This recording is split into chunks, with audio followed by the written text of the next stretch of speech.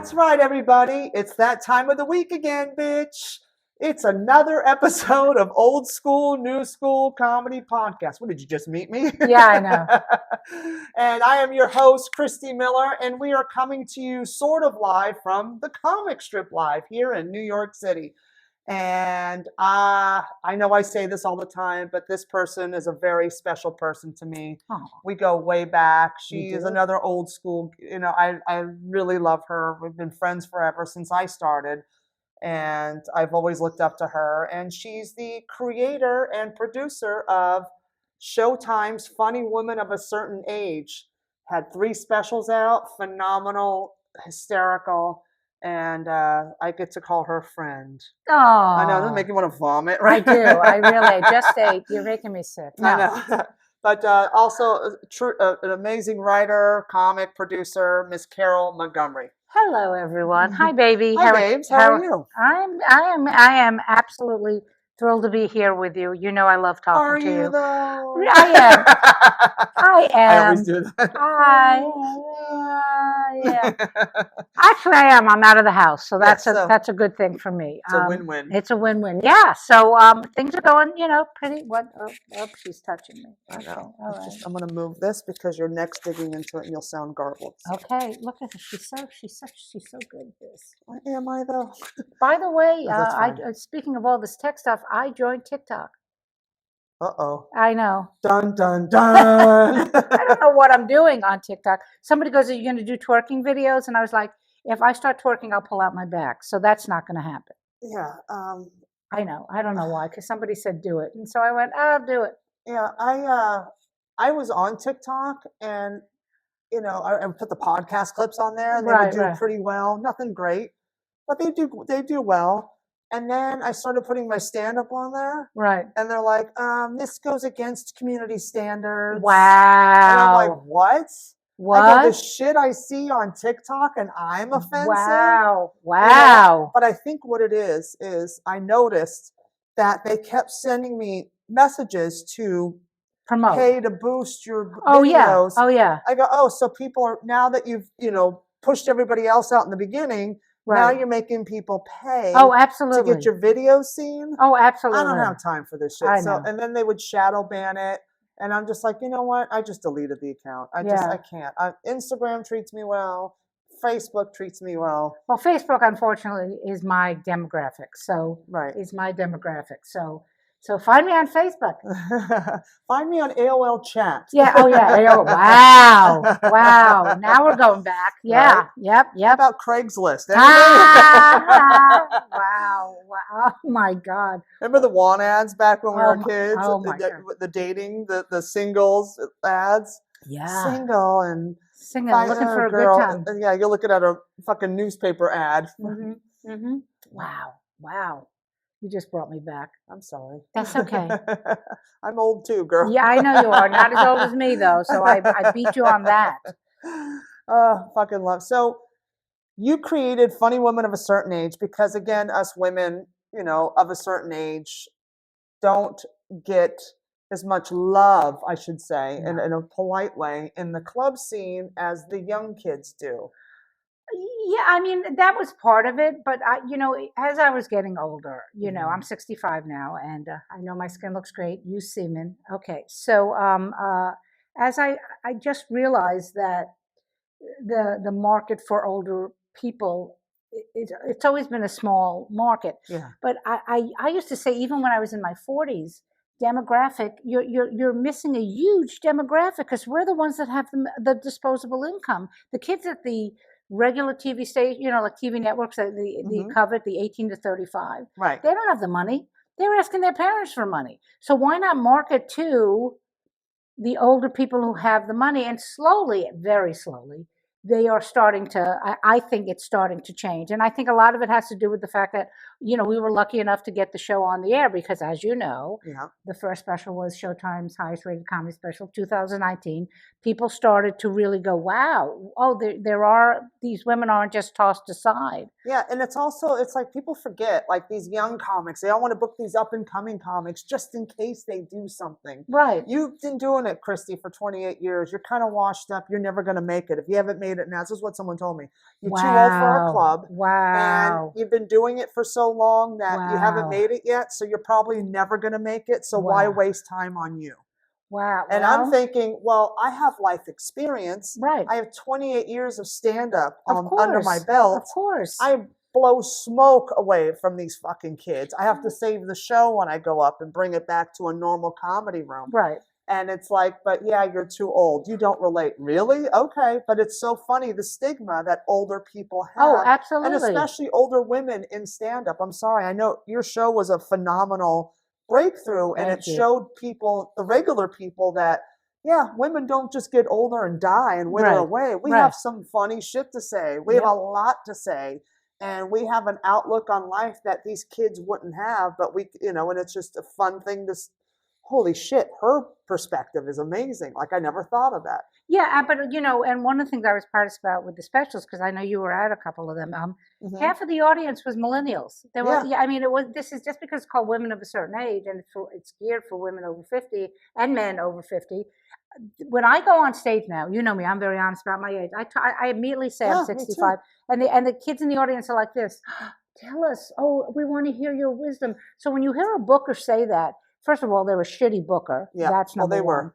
And that's just an excuse because they're probably trying to book the younger women because they figure that they they're more malleable and they're more apt to take, let's say, a sexist comment or an inappropriate Or less action pay. or less pay. Mhm. But they, I mean, that when we were younger and hotter, not that we aren't now, but let's be honest. So, you know how we No, were, just kidding. you know how we were hit on Yeah. and Oh, everything. And I was God. like, I was really lucky because I was pretty much with my husband from the beginning of my career. So that I guess there was some kind of bro rule because they were like, oh, we can't really touch Carole because she's married. Yeah. But that still comes into it. Like, well, I'll blow you, and well, can I get a spot yet? Well, I'll give you the last spot. You could blow somebody and you wouldn't even get a good spot. I know, you get the check spot. You Really? get the check spot. Like, come on. Yeah. So so I'm proud of the show because I know that it has broken barriers. I know that because of my show, like Hacks, probably, which is on HBO Max, that probably wouldn't have happened. I mean, Yep. because people were like, wait a minute, and the first special, as you know, was Fran Drescher, who was the president of Screen Actors Guild now. And so I think the first one especially broke a lot of barriers. But every day we're still dealing with it. Every Yeah. goddamn day we're Every still day. dealing. I actually, this is going to sound bad, but I stopped calling in avails at clubs here. Oh, I could I'm see done. that. I'm Yeah, done. yeah. I'm so done. I just do independent rooms or Yeah. independent shows because they pay Right. and they respect, and then I get more stage time. Right. Or I just go on the road because it's like I'm not fighting 4-year-olds for stage time. But also the thing about it's hard because they look at me like, who are you, old lady? Right. And then, well, whenever they do that, I said, well, we can do a little thing like, I'll go on first, and then you can follow me. And I they do usually, it all the time. yeah, and then I they usually go, bury 'em. they go, oh, maybe not. I don't want to do that. I'm afraid. But first of all, the independent rooms are the better rooms anyway. And you remember, because we go back so much, that in the old days, like at the Comedy Store and at the Improv in Hollywood, you didn't put in 3 months of avails. Nope. You put called in weekly. Right. You called on Monday. You gave your avails Tuesday through Sunday. He Yep. called you on Tuesday. You had your spots. Yep. When people say to me, I need to know you, like, what is it now? It's November. I need to know your avails for the first 3 months of 2024. I said, I could be dead in 2024. Right. So why are you asking me for my avails? Because even when I put in my avails, I usually, like you, get road work. So I end up canceling. I have to cancel shit. Right. You have to cancel the spot. Yeah, because in the old days, we would call in every week. Like, what are you available this week? It was great because, but then again, it was LA. It was Mitzi Shore. It was Bud Friedman. And the fact that they knew people were in and out of town all the time or working on television shows or movies and stuff. So who was available that week? Right. And Mitzi liked to hand pick who was on her lineups. Right. And, Scott Day, the talent coordinator at the time, he would just hand her the lists. Right. And she'd say, I want these people. Who was available tonight? And then you'd be like, this one, oh, fuck him. Right, exactly. Or, oh, good. Put him on 8:15. Yeah. Good. Yeah. But we always have to do Mitzi Shore's voice. Yes, we do. Rest in peace, Mitzi. I know. But the other thing is when we were really, it's so funny because this is how I know I'm aging myself because I go, when I was in the beginning of stand-up. But the fact is, there weren't as many people. No. There's 8 billion. There's 8 billion people who are stand-ups now. And we didn't have the internet. No. That didn't even exist. No. Like our idea of putting up a status or an Eventbrite link was putting flyers on windshields. Right? Yes. Or going to friends' houses and giving them tickets. Hey, come to my show. Right. You know, we would take tickets. I was saying earlier on another episode, like Mitzi had those 2-for-1 laminate tickets. I remember those. And we would take those to all the hotels, right, to the concierge and say, just give these to your guests. Right. We just need bodies in the room. Right. And we didn't have, you know, social media and reels and TikToks and but also we didn't have YouTube to put ourselves out there. We just had to be good. Right. Oh, and well, it was I always word of mouth. Right. And if you were good, it got around. Right. Through the whole circuit, you were good. And then you would people would call your landline, and if you weren't home, it didn't matter because they'd leave a message. Right. You know, nobody was freaking out. Yeah, and the other thing about, first of all, it's funny that you said the thing about you had to be good. Is I just I posted something about this. Is that, you know, all you had to do because we were doing comedy in the 80s and the 90s was be good. You didn't have to be a video editor. You didn't have to know social media. You didn't have to be a PR person. All you had, because, and one of the great things about touring with this show is there isn't any of that. Like, like we did a show in San Francisco and we sold it out, you know, and we didn't do any public. I mean, we all, you know, because the women on the show, we all do social media because that's what's expected nowadays. But it was sold out because the theater did its job. Here's a novel thing. Oh, weird. The theater sold the tickets because they knew the demographic. So now all of a sudden you've got like lazy bookers that are saying shit to you about that. They're like, we don't have to do anything. You have to promote, and you have to promote, and you have to promote. You know, here's an idea. Maybe you should do your job. Yeah. Maybe. Remember back, you know, when Caroline's on Broadway was the club. Yep. Greg Charles, the head of publicity, who I love, I love him so much. They had a connection with Hot 97. Right. You know, and the comics coming in that weekend, they were booked on the radio, and then all of a sudden that whole weekend would be sold out. Right. You know, because they did their job. They knew how to market. They knew how to do it. And there's clubs, like, I started seeing the downfall around 2008, 2009. Remember when Ashton Kutcher had Twitter, and he was the first guy to get 1 million followers. Right. Oh, yeah. I and that's when all the club bookers went, oh, and everybody was freaking out. 1 million followers. Right. And now the Kardashians have like 100, 200 million, 700 million followers. Like, ugh. I'm surprised they're not doing stand-up. That's coming. That's coming. The Kardashian comedy tour. I'm sure. Oh, I'm sure. They should do a Kardashian comedy club. The KKK. Don't KKK. Don't give them any ideas. No, I'm giving them an idea because Kris Jenner, Momager, hi, let's open it up. Let's book it. Let's rock it. I want to be I just want Kris Jenner to manage my life. Oh, I know. I mean, whatever you think of those women, the mother is a genius. The mother is the genius behind us. She's the man behind the curtain. Oh, and absolutely. Kim is the wizard head. Right. Oh, absolutely. Yeah, you know, absolutely. like, look at me. I'm so pretty. And here's Kim with the control. Fucking disgusting. I'm so jealous. I think after all these years, because I'm overdue. I'm doing stand-up over 40 years now. Congratulations. And thank you. Like I like to say on stage, I could have killed 2 people by now and been out of jail. Okay, so the thing though about I don't really care about fame at this point. I really don't. I want to be financially stable. You know, I want to, you know, the fame I could care. I like the fact that I just walked in there. I have no makeup on. I did put deodorant on because I didn't want to kill my friend. But I came in, you know, like I don't want thanks. Hold on a minute. All right. It's a fetish.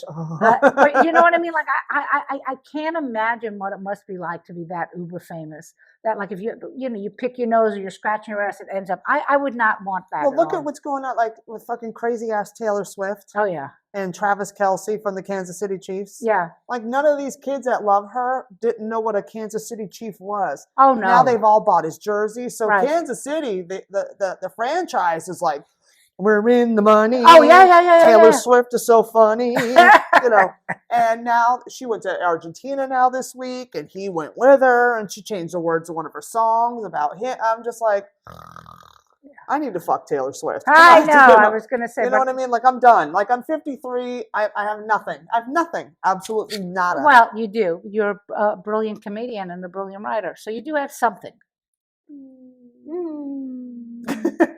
The clubs hate me. But anyway, but I know you are. But the thing is, that we came from the mentality, talking about being old school. Yeah. The mentality was, and there's still a lot of comics that are in that. It's like, I have to be at the clubs, and I have to do this, and I have to do that, and I have to have an agent, and I have to have a manager, and I have to have spots at whatever the hot club is. Right. I sold Funny Women of a Certain Age without an agent, and without a manager, and without a lawyer. Yeah. Me and my partner walked in. I've been in the business forever, and so I know everybody. Right. We made a list. We said, who do we know? We started sending emails out, got a couple of meetings, and that's how we sold it. So this whole thing, but it's still funny that now, I mean, we were back then, we were comedy store acts. We were store acts. We were paid regulars of the Comedy Store. Or you were the improv act.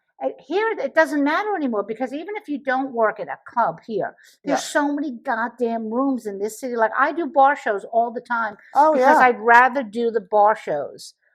I do these fun, independent, underground shows that I'm obsessed with, because the quality of stage time is so much better. Right. The audiences are real. Mm-hmm. And like right now, one of my favorite spots to play is Rich Kiyomko's room. Oh, the Laugh Tour in Jersey City. If you're in Jersey City, the comedy club's only 2 nights a week, 2 shows each night, so it's 4 shows a weekend. It's Friday and Saturdays. It's probably the funnest room, realest crowds. Yep. Rich books it beautifully. He runs it beautifully. He runs it very old school. Yeah, right. He does. And it's just, it flows, and it's wonderful, and he's delicious, and he's a wonderful host, and he's just such a cheerleader for everybody.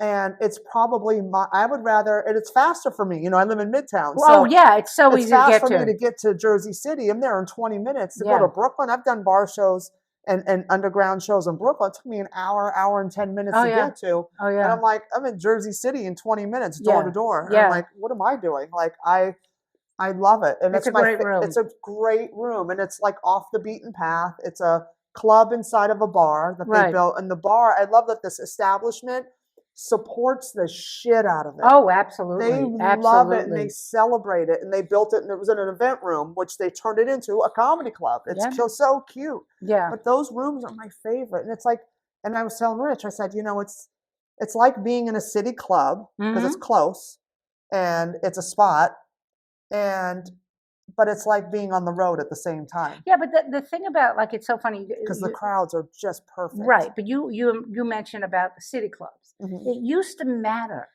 years ago when we started. Everybody had a home club. Everyone had a home club, and that's where you got discovered, because people would come out to see you, or they'd have a showcase, or so. But nobody gets discovered at these rooms anymore. They just go on their phones and look at TikTok or Instagram reels and see what's the biggest thing. Right. And that's how they discover. They don't even go.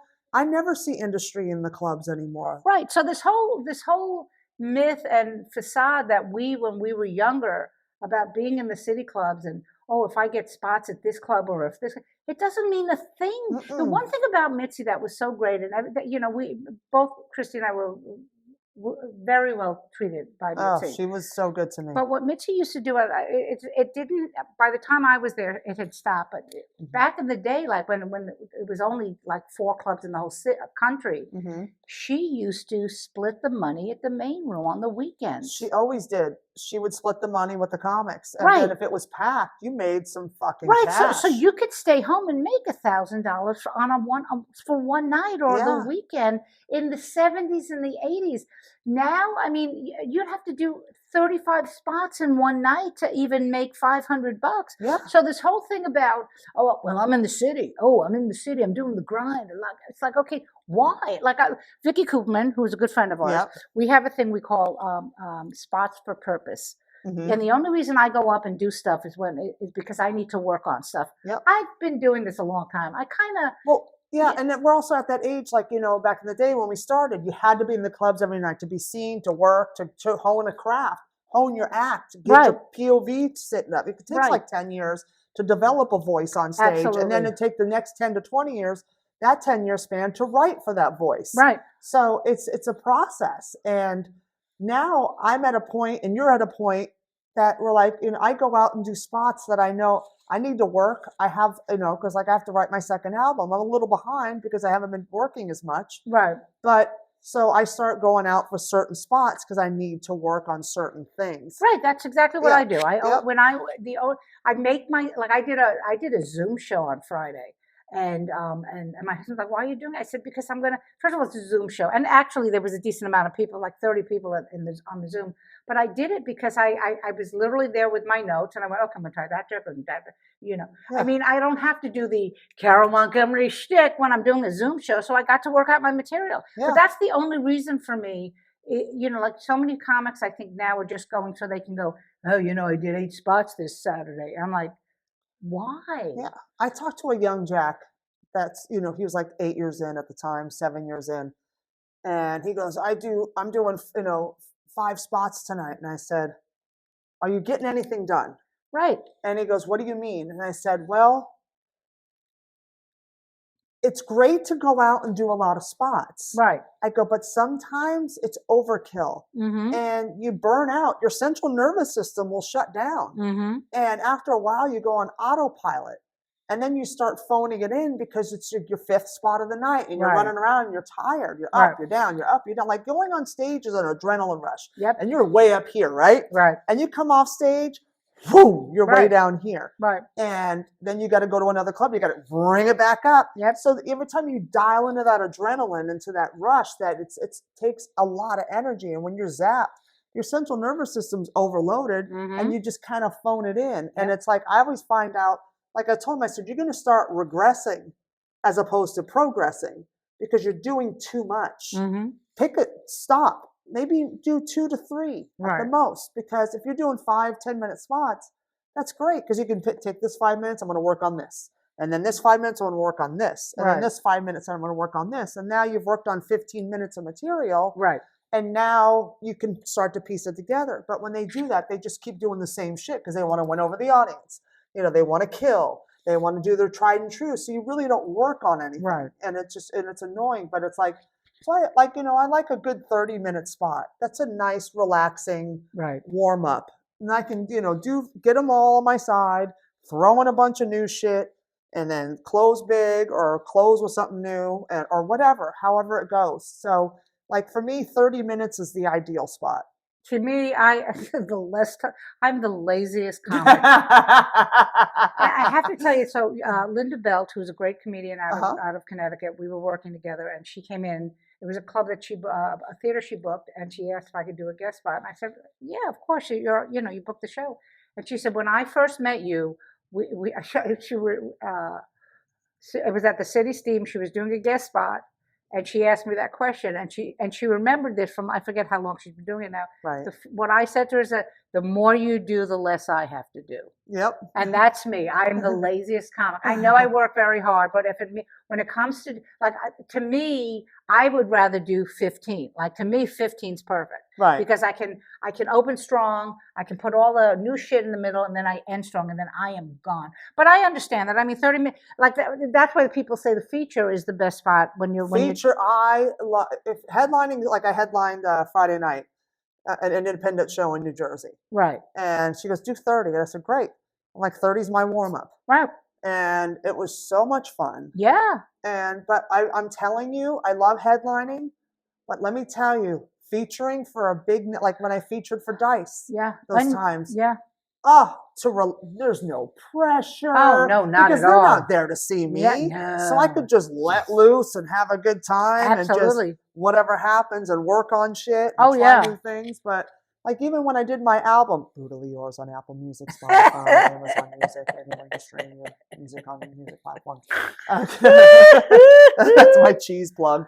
I did it here at the Comic Strip Live. But I had Teddy Smith open up for me to open the room, who's one of the greatest comics in New York. I said, just do 10 minutes, do my 2 favorite bits and anything else you want to do. Right. But I need this room to fucking rock. Right, of course. Because for me, I needed him to get them so excited. Right.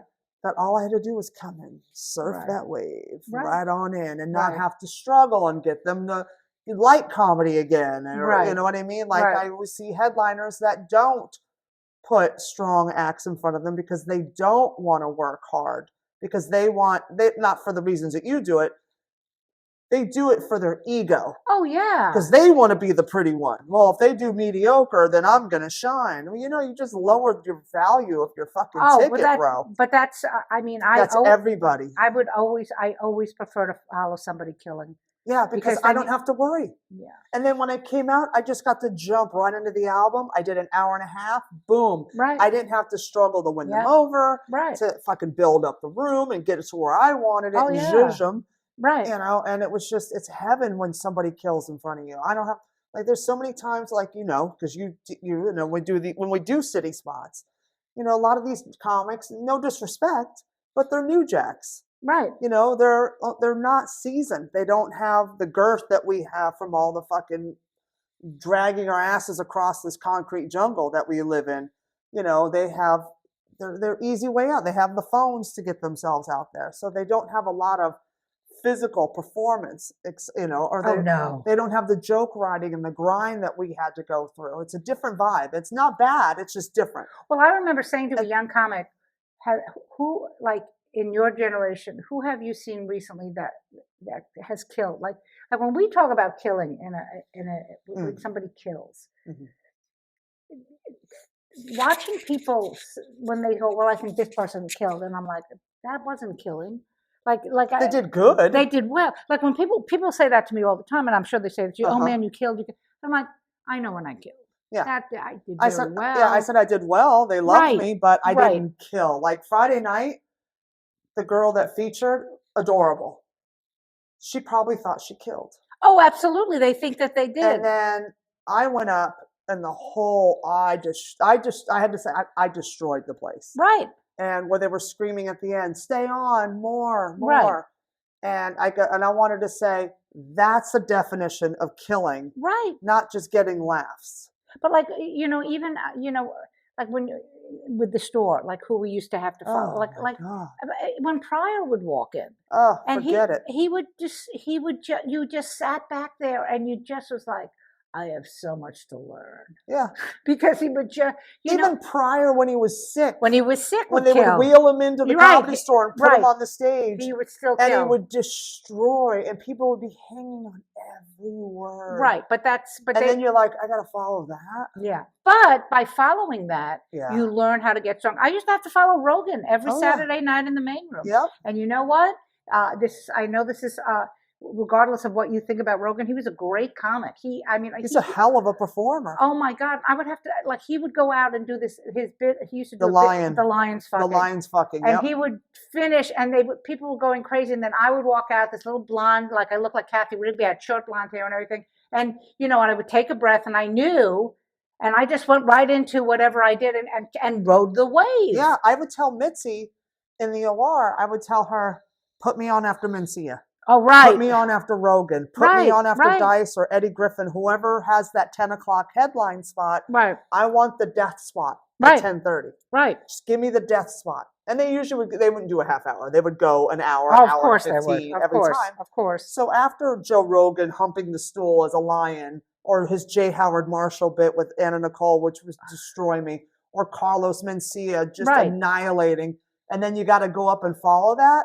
Yeah. And I remember one night it was great, because Joe Rogan and I had a love-hate, I guess, like a brother sister would. Right. And there'd be times we loved each other so much, and there's times that we would just want to kill each other. And I'm like, it's sibling rivalry. It is what it is. So, but I love him. I love him to death. I think Rogan is amazing. He was one of the best performers I ever saw growing up when I was coming up in the 90s and the early 2000s. So.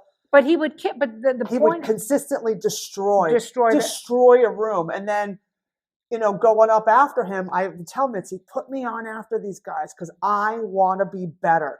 I want to be able to handle anything, And all of that training that Mitzi put me through Right. prepared me to open for Paul Mooney and Of for course. Dice. Of course. And now I'm not afraid of anything Right. because of the gifts that Mitzi gave me. Right. I've watched comics die after Rogan Oh, and yeah. Mencia. I Oh, would yeah. watch them Me and they too. would crumble. And great comics. Right. They didn't know what to do. They're like, I don't know what I'm going to do. And they would just cave in. And it's Right. like, do your shit. Right. Take over. Right. I remember one night, Richie, the GM, Richie Taylor, pulled me aside after my set, and I killed that. I didn't destroy, I killed. Not the same, after Rogan, because the energy was there, so I just wrote it and just bam, Right. bam, bam, and I just continued on for 15 and then got out. So it was a nice segue back to the late night of the Comedy Store. Right. To regular energy comics. Right. Because Rogan was an entity in himself. So it was a good segue. Like I kind of eased everybody back in with my high energy, but it Right. wasn't Rogan energy. Right. So Richie told me one night when I got off stage, he goes, I've never seen anyone kill like that after Rogan and handle it and keep the audience going and just slowly set them back down in their seats. And I Right. said, I'm a great follow for him and in the OR because I'm a good palate cleanser. It's a gentle palate cleanser. You palate cleanser never done it. I'm sorry. That's I don't know what you're talking about. Yeah, but that's the thing is that I don't know whether or not the what a young person's version of who's killing really is apropos. I don't think they know. Right. I really don't. I Right. think they see, like I see videos on the TikTok and the Instagram because we're in our I'm in my 50s now, so I'm supposed to put a the in front of everything. Yes. It's age appropriate. Yes. So The TikTok. the TikTok, and I watch people laughing, and people are like, "Oh, that was such a killer," and I'm like, Yeah, but that's I mean, okay. And I've seen clips where when I put a clip up, and I see people put up clips that like comics and put up clips, and there's no laughs, wow. and I'm like, "What are you doing?" And my favorite is the people that put up their open mic set, Yeah. trying to do crowd work off of open micers, Yeah. and they post it, Well, and it's so sad. well, comedians we're not the most original people when it No. comes to Or sheep. right. Most comics, Whatever the trend is, we're gonna jump. right, because when MySpace, now I'm really dating myself, when MySpace first came out, Yep. the reason all of social media for comedians was important was because Dane Cook figured out the algorithm Yep. and he became a superstar. So Yep. every fucking comic went, well, I'm going to go on MySpace and I'm going to do that. And Yep. that's the reason why all of this is Yep. happening Yep. is because this one guy made it. And nobody else has actually become a superstar from the internet the way Dane Cook did. No, it'll never happen again. Right. Because it's been done. Like Dane Right. Cook figured it out before anybody, before we knew we could figure it out. Like I even told this to Andrew Dice Clay one night when we were in Levity. And I said, you realize you cracked the code Right. in the late 80s Right. by selling out Madison Square Garden Right. and then embarking on a world stadium tour. Right. I go, do you understand what you did? I don't think you know No. because you took us from this thinking like To clubs, that, yeah. maybe a theater, Right. maybe a 1,500 seat theater. Ooh, that was big. That's big time. Yep. And all of a sudden we're like, we see Dice at the Garden. We're like, wait, Yeah. we can do that? Yep. And now everybody, Right. like Bill Burr and Kevin Hart and Chris, everybody's at the Garden now. Sebastian. And, Right. Oh, everyone's and there. everyone now. Like Dice cracked that code in life, in performing, where Mhm. Dane Cook cracked it In the internet. in the internet. You know what I mean? Like, so like it's as corny as Dane is, Right. he did it. He did do You it. can't deny it. You Yeah. can't deny what that man figured out and how he crushed. Yeah, but that's the thing is that comedians are always looking for the easier way out. I've been doing stand-up for over 40 years and I work my ass off. And same thing with you. We worked our asses off and there was no easy way. I came up with funny women of a certain age when I was 59. Yeah. I mean, and people, I remember when I was talking to I remember when you came up with it. Right. You sent me the thing. What do you think of this? I'm like, it's brilliant. Yeah, but other people thought nobody's going to buy this because nobody's going to want to see older women doing comedy. So it was. So but what I'm saying, I was 59. I started doing stand up when I was 21 years old. Yeah. So there's no easy way. Now, I always tell this story to my classes because I teach stand up also. There are exceptions to the rule. I always use Pete Davidson as a great exception to the rule because Right. Pete started when he was a kid. Yeah. And he got very lucky. The people who managed him owned a comedy club. So he was getting to go on stage every fucking night. Every fucking night. Yeah. And so I saw him and he was average. And then about a year later, I ran into him at another club in Queens, and I watched his set, and I was like, wow. And so I told him, I brought him over to me. I said, and he thought, of course, he was in trouble because he was afraid of me. And I said, you got really strong. And he looked at me and he went, well, I've been doing spots every single night. Like, so when he basically took a 10-year of what you're supposed to be, like it takes 10 years, and was able to squish it because he had the ability. He had the support system. He had the support. And the key in this industry is a support system. Oh, yeah. You have to have, nobody can do it blindly without any help or anyone making a phone call for them or sending something, whatever. It doesn't work that way. And it's like, to see someone like that, which is great, because Pete had the support system and he worked his ass up. I mean, like, I love Pete Davidson. I make fun of him, constantly. No, but the thing about when I see Pete now, because he's like this huge star now, and I really feel like I'm like somebody needs to pull him aside and be like, you're really good. You don't need to do all the other, the fucking the Kardashian and the. Who else was he? He was fucking everybody. He's Ariana Grande. Every bitch that came on SNL, he fucked. Right, and good for him. You're young. You've got testosterone. Do it. But he really you know what he got caught up in the Kardashian thing when she hosted Saturday Night Live, and he got caught up in the whirlwind. Oh, absolutely. And then when he realized what he was into, he bailed. Yeah. He fucking bailed. He was smart enough to bail. I call what happened to Pete the carrot top syndrome. Hilarious. Because when I was in Vegas, I was in Vegas for 10 years, and just before we moved back to New York, Carrot Top's real name is Scott. Scott reached out to me and asked if I would be his opening act, and it was decent money, and I only had to do 10 minutes. I was off. I was on at 8. There was a clock at 8:10. I was off. I was back in my home with my child at 8:30. But what was funny about that was it's a dream job. It really was a dream job. But I would literally leave. Yeah. To go home. And so finally on on Friday night, he comes up to me and goes, why haven't you stayed to watch my set? I said, Scott, I have a kid. I have a kid at home. So he goes, well, you have to watch me tomorrow because we have 2 shows. And I thought, okay. And I did watch him, but I thought to myself, you have a residency at the Luxor. You're making millions of dollars. Why do you care that some schmuck comic is sitting to watch you? But because that's the sickness of a comedian. Right. We care more about what other comics think of us than what the audiences do. Because the audience, we don't know them. We don't have a name to a face. Right. They're just bodies in the chairs. Right. And there's no emotional connection to them. We love them and we appreciate them, but it's not the same as a colleague. Like, what do you think of me? And the thing about Carrot Top, I know that people are going to be like, no. He's actually a really good stand-up comic. But like because I did watch him and he did his props and la la la la. And in the middle of the set, he just comes out and does 15 minutes of pure stand-up. And I was like, he's funny. Yeah. And I remember saying to him, what would blow everyone's mind is if you went on the Tonight Show in a suit, put your hair back up in a cap, like you walk out and you're introduced as Scott Thompson and do that set. Yep. And it would blow it. He goes, oh, I could never do anything without my props. And I was like, okay, but it would blow. He would get the respect that he wanted from comedians. Yeah.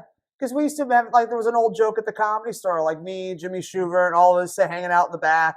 And a semi would drive by. Look, Carrot Top's writing again. Yeah, right, exactly. That was the old gag in the 90s. Yeah, so it's just interesting because sometimes you reach success. You reach that pinnacle of success, but you're still trying to convince the other comics to like you. Like one of the great things. You're just still trying to get the you just want to hear another comic or you're so fucking funny. Right. And I feel bad for Scott, I think I always thought Carrot, to me, I can't play with toys. Right. It's not my thing, Right. but he's brilliant at it. And Yeah. he found his strengths. He found his And strength. listen, I would kill for a residency at the Luxor. Hell, I Yeah. worked the bathroom. Nothing. I'll hand out towels as I do my act. But one of the things I posted this on the social medias. But one of the things on the socials, because so current. Thank you. Everyone thinks I made all this money from the specials, but like I like to say, Showtime is the redheaded stepchild of cable. Yep. So, but one of the great things to me about having the 3 specials is I don't have to prove anything anymore. Like I have the respect of my peers, and I always have. Yeah. Do you know what I mean? But having those, it's kind of like my backup. Like if somebody wants to fuck with me and go, well, we don't think you're good, or this or whatever. I'm like, well, I have 3 specials, and what do you have? Yeah, what do you got? Right. Yeah. So that's but that's the problem with all of us, because we all want that respect from our peers. Well, it's like, when I did my album, Brutally Yours on Apple Music, Spotify, Amazon. It never gets old, people. It never gets old. I do it all the time. So when I did the album, and there was a bunch of comics here in the back that were supporting. Right. And it was fascinating, the phone calls I got the next day. Right. Like, wow, they were just blown away. Yeah. Because I go, you don't get to see me do a long set. No one gets to see me do 10 minutes. And what am I, jerking myself off? I'm saying hi. It takes me a half an hour. Like Janice Massetti always says, it takes you a half an hour to say hello. Oh, it's true. Because it's like getting into it, right? So they were like, holy shit. And one of them said, he was in LA, he's a Comedy Store comic, my buddy Matt Edgar. And he said the next day, he texted me, he goes, I'm so blown away by what I watched last night. And I said, thanks, man. That really means a lot. And he's 15, 16 years in. Yeah. And he actually moved to Austin. He's working at the mothership right now. Oh, nice. So he's loving it. And I'm so happy for him. And, but he goes, Miller, I hope one day I'm like that. That's the kind of material I want. Like that solid of a fucking 90-minute set. Right. And it meant a lot to me, and other comics. And then people sending me messages. Like, not even so much like, but other people in the podcast world that have stumbled upon my album would send me a message and saying, hi, I have such and such, I'm a host of this and this and this. How come I've never heard of you? This album is fucking hysterical. Right. And it means a lot. Of course, that means more than it means more than the actual audience. Yeah. And the fact that Mark Riccadonna sent my clip to Realize Records, where he is at. Right. And he goes, you got to hear this. Right. And that's how I got the record deal. Yeah, I know. And that's the phone call, the help. The help. Right. Well, we all need it. And it's like, I always, I'm a big component of supporting my friends and helping out. And I just want us all to win. Yeah. I mean, but that's also the other thing about being older, is that when you're younger, you don't have that in your heart to say, oh, every time somebody succeeds, I think it helps every comic. Like Taylor Tomlinson, who to me is my favorite new comic. I love her. I don't know if you like her. I think she's adorable. And I wouldn't call her my favorite, but I think she's perfect to host late night. Right, but like I'm like, yes, that's the face. That's perfect. Well, when I say favorite, I'm talking about favorite of the new Jacks. Of the new Jacks. She is she's good. She works hard. She's lovable. She has a great team behind her. She's a great team. Yep. Because I know that one of the things you're going to ask me about is about like what's the we'll get to that because we're going to wrap up anyway. Yeah, but she's to me, she's worked her, she's good at what she does and she works really hard at it. She's fantastic. I think she's terrific. Yeah. When I saw that, I went, yeah. Perfect. But that's what. But when they're younger, like, what about me? I'm funnier than her. Right. I'm prettier than her. Right.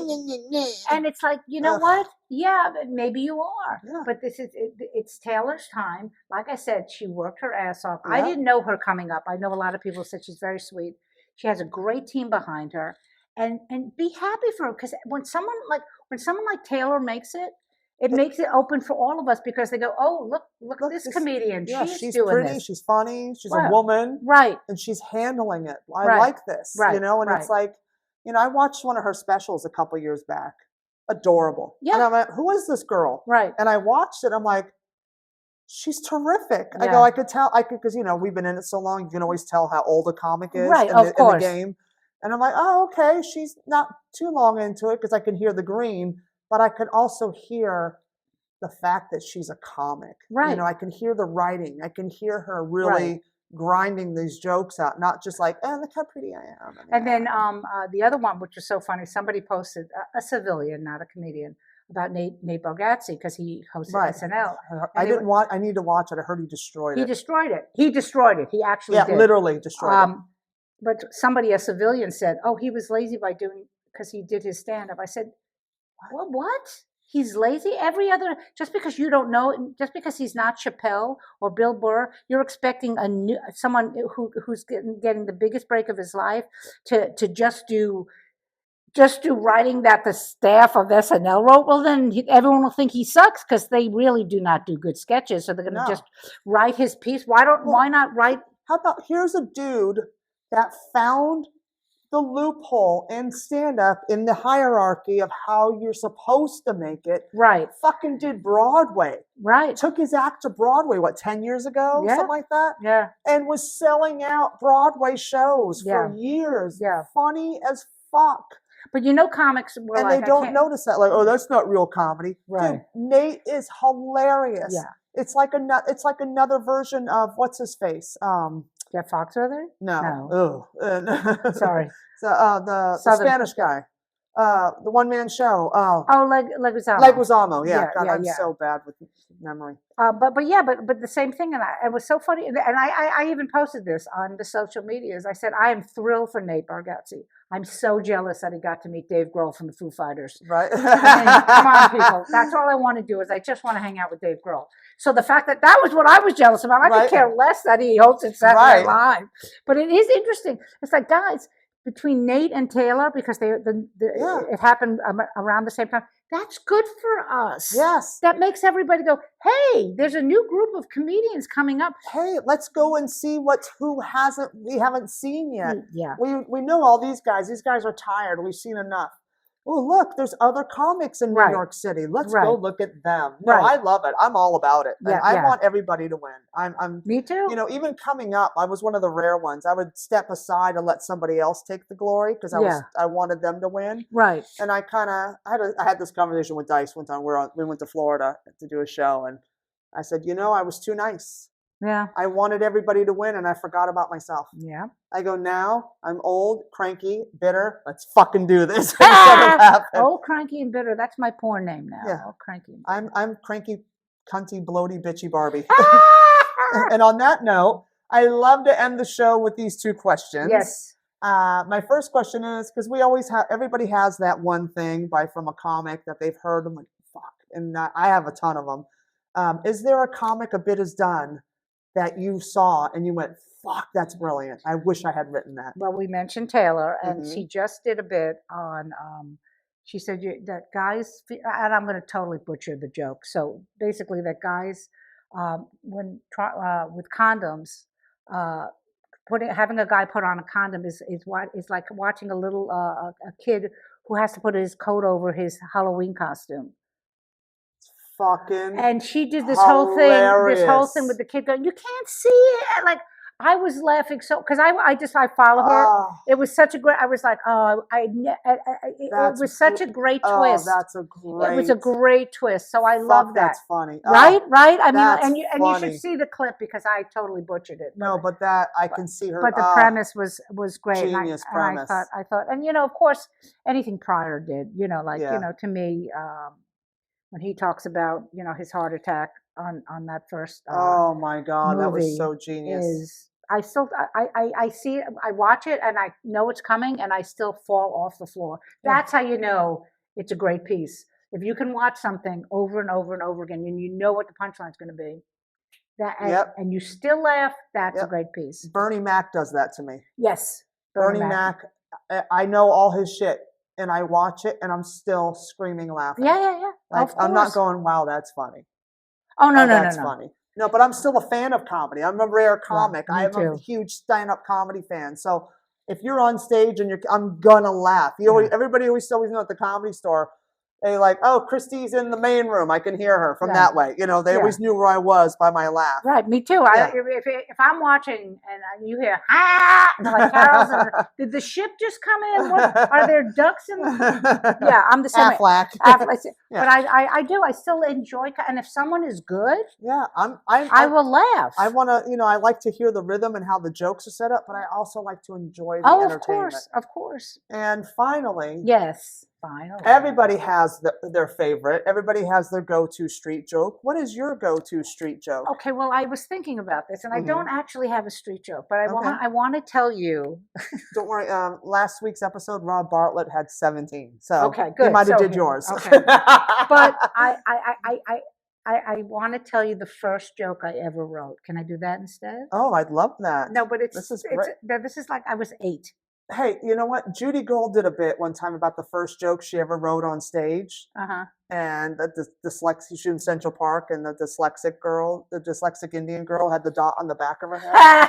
And it was so dumb, but the way Judy Gold gives a joke, I'm screaming, So for back in the day, the homeless people were not called homeless people. They were called bums. Yeah. Okay. Vagabonds, bums. Bums. So whenever we would drive into the city, we would go past the Bowery, and that's where they all were, the bums. And, we would say, so I wrote a joke. Why are bums so religious? Why? Because they are so holy. Because they have holes in there. I was 8. I know. I was 8. That was my first joke. Because they were so holy. I thought that was such a. And I remember telling it to my dad. I was. My father's like, "Oh, we're in trouble. We are done. We are in trouble." That's the joke. I love it. I've gotten better since then. Just to let everybody.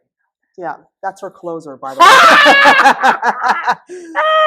All right, my love. I love you to death. And so tell everybody where they can find you on the socials and plug some shows. Okay, yeah. You can follow me on TikTok. Carole Montgomery Comic on Instagram, Facebook, Carole Montgomery, funnywomenofcertainage.com. Has all of our show dates. CaroleMontgomery.com also has stuff. But the big deal that we're excited about, a couple of things. That we're finishing up our residency at the Crane in New York City. If it wasn't for the Crane, there would be no Funny Women of a Certain Age, because they supported us from the beginning. The last show, because the Crane is closing, is December 13th. I don't know because I'll try it. Yeah, and December 13th at the Crane on the Lower East Side, 85 East 4th Street. Miss Christy Miller will be on the show. I will be on the show. Leanne Lord, Vanessa Hollingshead, Shelley Coleman, Kat Yazbek. It's going to be an amazing show. But then I do want to plug something for the future. In January 20th, we are doing a Funny Women of a Certain Age show at the Robbins Theater in Warren, Ohio, with Marsha Warfield. Mama. I'm so excited. And Vanessa Hollingshead. But I'm so excited. Marsha was on our third special. I know. And she could not have been. She's the queen. She's so great. She is absolutely so wonderful and so real. And so, what's so funny about celebrities, and of course, like you said, like you're good friends with Dice, and people think of him as celebrity, but he's really just a great guy. It's just Andrew. He's just Andrew. But every celebrity that's done my show, they always are the most genuine human beings I've ever met. Well, it's also the energy you put out, you attract. And, over the years, I've been able to do your show twice. Yep. And we did the Crane years and years ago, and then City Winery. Yeah. But the people that come to the shows and the people that want to do the shows are just really, it's a supporting, loving environment. And I don't think anyone that comes to do your show could not be that way without, it wouldn't work. Yeah, absolutely. And we've had some celebrities asked to be on it, and I was like, we can't. I don't. It's a no drama zone for me. I do not. I want fun, support, love. Yeah, laugh at each other, support each other. Yeah, we're a family, and we're all we got. So we have to stick together, and together, Yeah. So that's the one that I'm really excited about, because Marsha's gonna, Marsha's gonna destroy it. She wanted to join the show, and we were finally able to get a date that worked for her. So I'm thrilled about that. But yeah, and then we're gonna There's a bunch of other TV projects that you know. Yep. I hate to say this because it sounds so cliche, but now that we're a brand, but we have other projects, and you know, it is a Yep. brand. So Yep. you know, and the most important thing about it, and why you like it too, is you know, we're lifting up women because you know, so many men have come up to me and gone, "Why don't you do men of a certain age?" I said, "You know why? Because Jim Gaffigan doesn't need my fucking help." And Okay, B, they already had it. right. So Every show. right. So it's like, why can't I just try to help my friends? Because that's really, in the end, that's all I want to do. Is Yeah. Yeah.